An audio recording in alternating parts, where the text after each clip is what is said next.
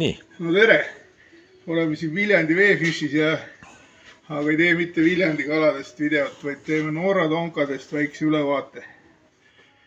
Nii, põhimõtteliselt on siin poes kõik jupid olemas, vaatasin järgi, panin laua peale, mida teha saab. Alustame kõige suuremaks, mida on vaja siis, kui suur kala otsas on. See on õige kahvl, tugeva kinnitusega, ise kasutan sama, tegin ühe pikem varre juurde.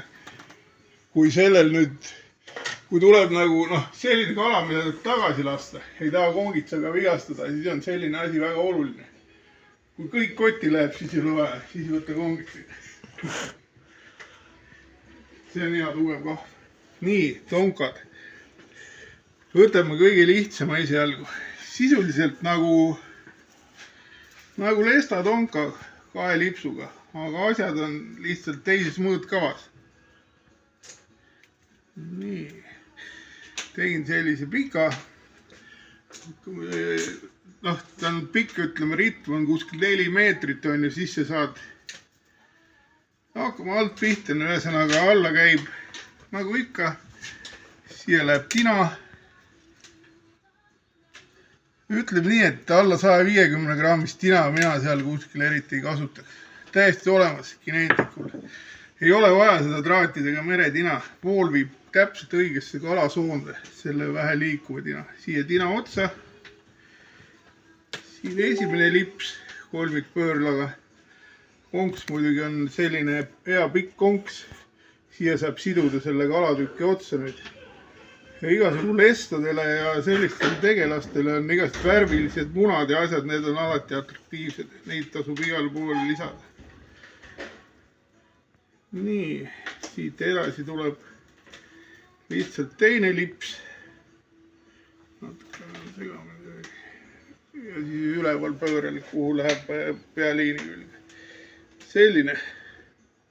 Paneme korra tina külge.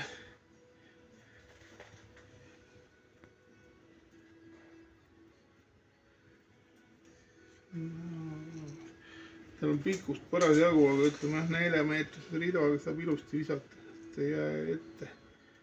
See pikkus on oluline selle jaoks ka, et mida pikem on see jämeda miil, seda paremini ta kaitseb kivide vastu õõrdumise eest, mida ta tulebki siuke 2-meetrine rakendus. Tavaline rakendus, aga suur.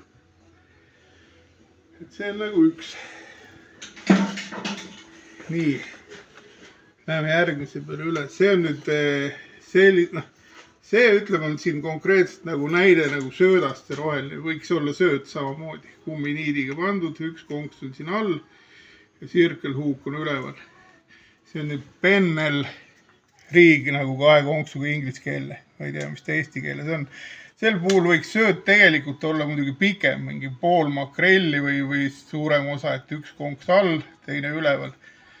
Selle rakendusega nüüd on see, et on 2 varianti, et võid haakida, kui ta võtab, kohe alumine on tavaline konks, ülemine on circle hook. See haagib siis, kui põhimõtteliselt selle konksuga ei tohi haakida tegelikult. Aga see on nagu põhimõtteliselt selle konksu peale üles ehitatud, see on nii-öelda toetav. Aga see on siis nii-öelda pulliriig, mis on nagu tali tõlkides tõstuk või kuidas teda öelda niimoodi. Ma pean siia selle sama tina siit ära. Siin kindlasti tina otsa panema. Ma võtan selle ilma sildita tina, muidu teeb.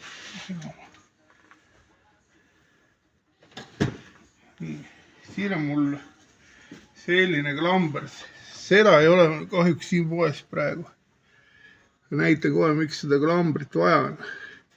Nii, panen tina siia alla külge. Niimoodi.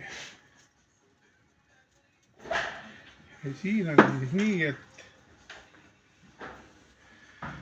niimoodi jookseb. Siin on jällegi see on nagu sööt, on ja lips. Ma näitan, nüüd on kõrgus näha, tina. See läheb põhja ja kui kala võtab, siis ta tõmbab selle niimoodi lõppu siia tinani välja.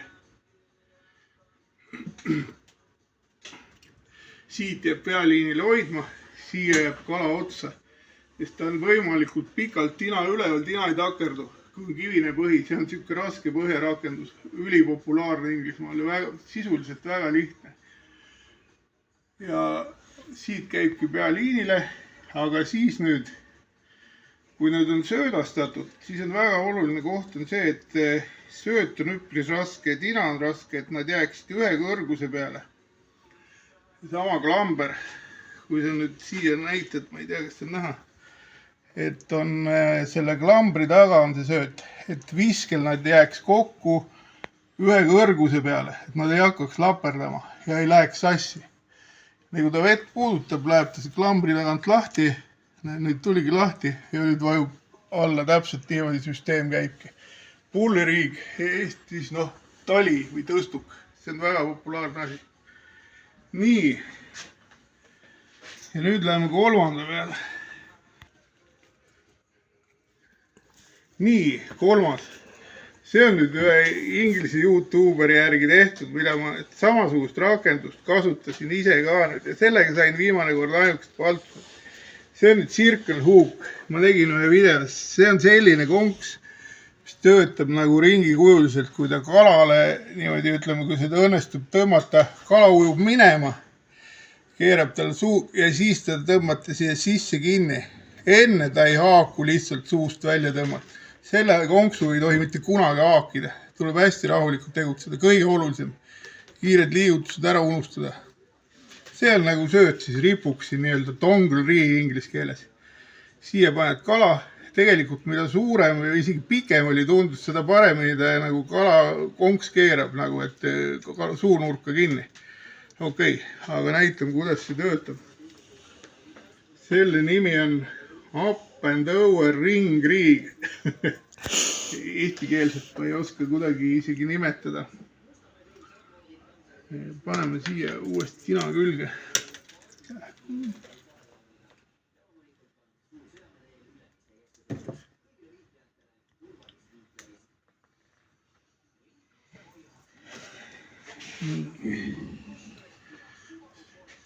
Näid korra veel siia. Siin on tal selline üleval, selline klamber. Näitan kohe, mille jaoks seda vaja on.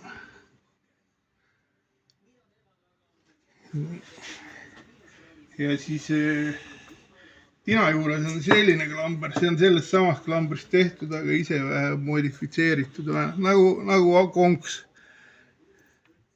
Näitan nüüd, proovin, kas ma saan ta hästi niimoodi paika. Nii, kui ta siin ripub.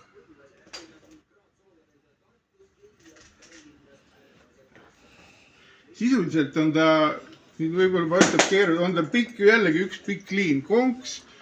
Siin on siuke rõngas, see hakkab hoida, siit jookseb järjest edasi.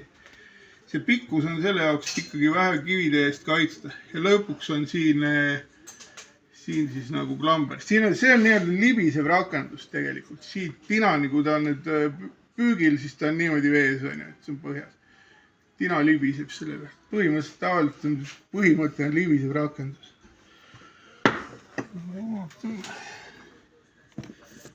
Nii, võtan sellega, kus ta nagu rippuma hakkab.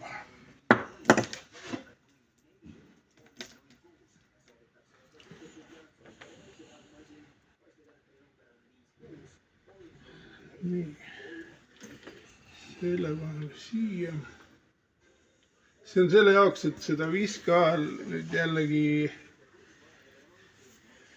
viske ajal ta sassi ei läheks. Samas ongi sööda all see rõngas, selle otstarve ei seletamata. Saad hoida korra seda alt paigal.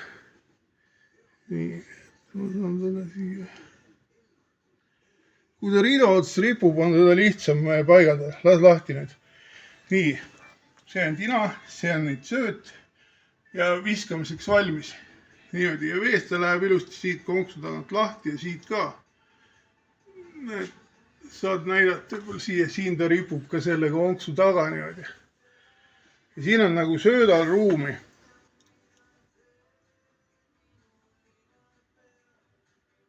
Ei taha fokusseerida. söödal on nagu ruumi olla, et kui see pulliriik, see tõmbab nagu kõrvalt need liinid sirgeks, siis kui siin on suurem sööt, vahest täitsa üks söödapall, mida ta tegi 10 senti läbimõist, siis tal ei ole kõrvuti siin pinguliinid, siin on nagu ruumi. Ja see on nüüd inglasti kõige parem nagu paltuse jaoks, et saab suure sööda panna, millega saab kaua püüda. Sellised tegelikult väga lihtsad asjad. Ja hetkel need rakendustest osad kõik, ma näitan nüüd, mis siin poes on nagu olemas.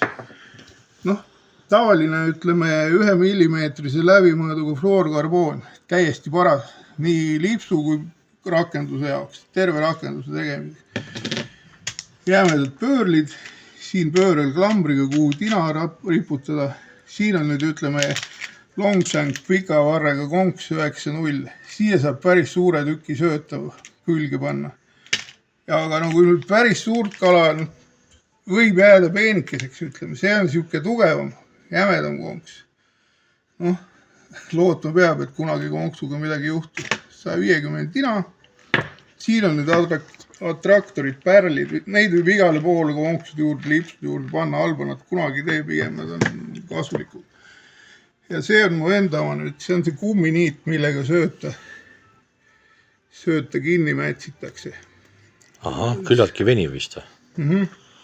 Ja siin nagu, ütleme kahte siukest klambrit ei ole. Ma tegin ühe selle tina, kui on pika traadiga tina, siis keerasin lihtsalt näpitsatega kõveraks. Saab riputada konksu siia taha, kui see pulliriig on. Või kui sööt on raskem, teistpidi hakkab mängima, saab siia niipidi riputada, et pole mingit vahet. Et selline see lugu ongi. Tulge ostke kõik asjad ära ja kohe Norra kalale praegu on tipp-hooaeg. Aitäh!